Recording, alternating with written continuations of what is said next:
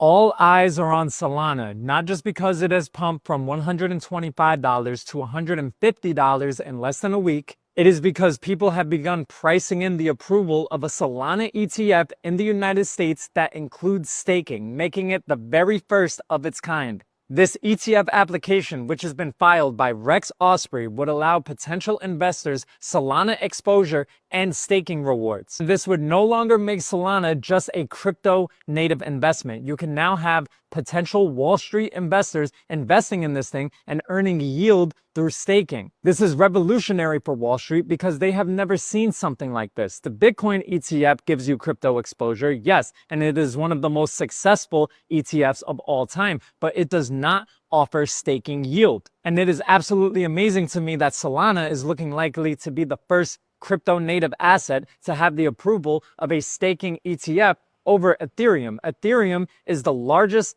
altcoin by market cap, and it already has an SEC regulated ETF. So why couldn't that just be adjusted to include staking yield? That kind of confuses me. And it's also interesting that of all the issuers, Rex Osprey is the one that's looking to get the first approval of this thing over BlackRock, over Van Eck, over Fidelity, or any other major hedge fund or institutional investor. You would think it would be one of them and not Rex Osprey. No insult to them, but you could see it right here. This actually is the case. And the latest update in regards to all of this has just confirmed that the SEC has said that they are requiring no further comments, and it looks like it's good to launch. And this is exactly why we have seen this recent price surge in Solana. But I'm a bit cautious here. I don't know if this is too good to be true. And it's due in partly to what I have already talked about. Why isn't it Ethereum that is the first ETF to be approved with staking? When you have these huge institutional investors like BlackRock building on it,